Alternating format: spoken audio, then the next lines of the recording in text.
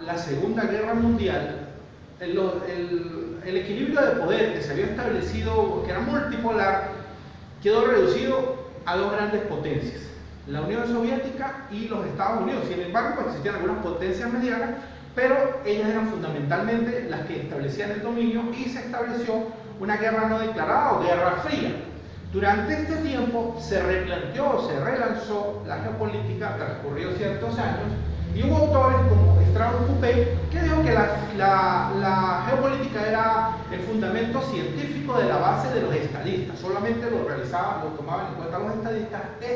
Nicolás Spitman, que fue un autor fundamental, fue el creador de la doctrina de la seguridad nacional, es decir, que la geopolítica, si Haupthofer había hablado de que los estados estaban en una guerra a muerte, una lucha a vida o muerte por el espacio vital, Spitman dijo, pues si estamos en esa lucha de vida o muerte, debemos establecer una suerte de seguridad, establecer una forma de establecer una seguridad para que no nos veamos destruidos en esa guerra a lucha de vida o muerte. William Kibner fue más un teórico, historicista, que intentó revisar la historia, revisar el auge y la caída de las grandes potencias para determinar cuáles eran los factores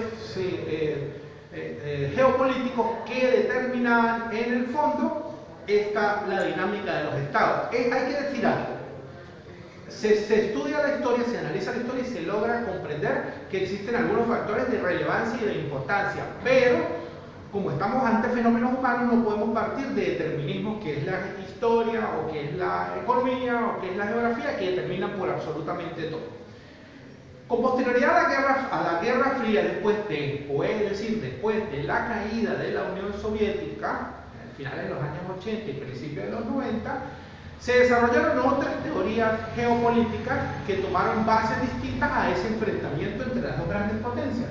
Por lo menos Wallenstein creó la teoría del sistema mundo, trayendo como referencia la teoría general de sistemas.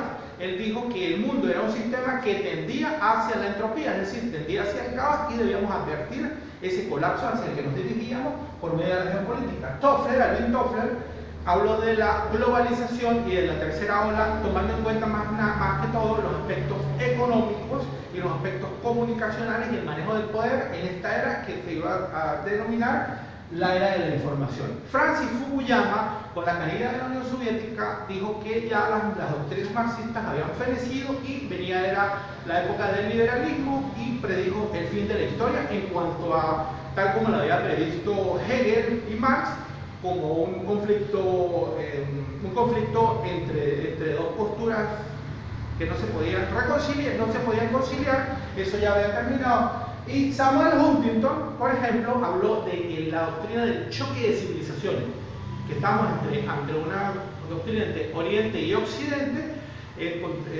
la forma occidental burguesa de vivir y las otras fuerzas representadas por el Oriente, que se encontraban en pleno conflicto. Entonces, en este momento hay que tomar en cuenta algo que dijo Adolf Hitler, que un punto fundamental para la determinación de los fenómenos geopolíticos era la ideología.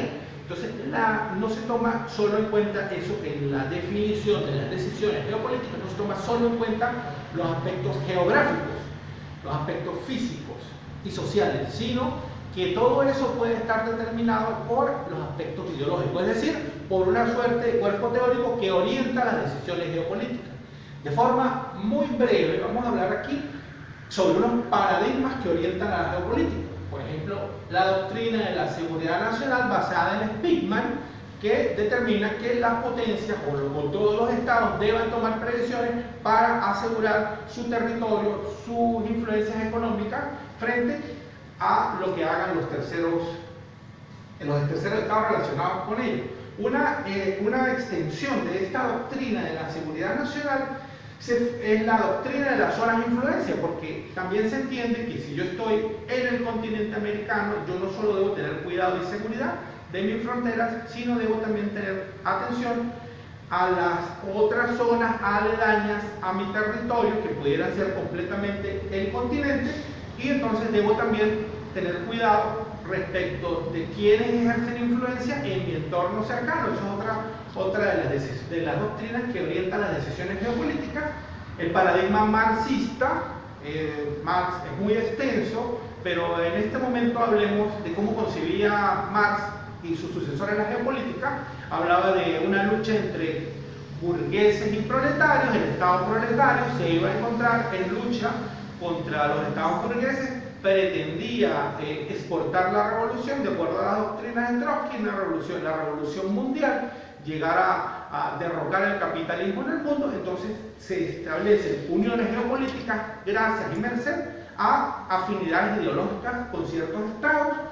De las doctrinas de izquierda se desarrollan ciertos paradigmas como norte-sur o centro-periferia, en el sentido de que hacia el norte, en el hemisferio norte, están los países desarrollados, hacia el sur están los países explotados. Entonces debía existir como una suerte de acuerdos de intereses, de voluntades entre esos grupos de países que se encuentran al norte y los que se encuentran al sur, para enfrentar esa guerra no declarada, partiendo también de las doctrinas izquierdistas. Y otro paradigma que es muy curioso es el paradigma del buen salvaje o buen revolucionario, que retoma las ideas de Rousseau, de que el hombre era bueno por naturaleza y era la sociedad la que lo pervertía. Entonces los salvajes, los indígenas, los aborígenes originarios de las tierras de América eran buenos.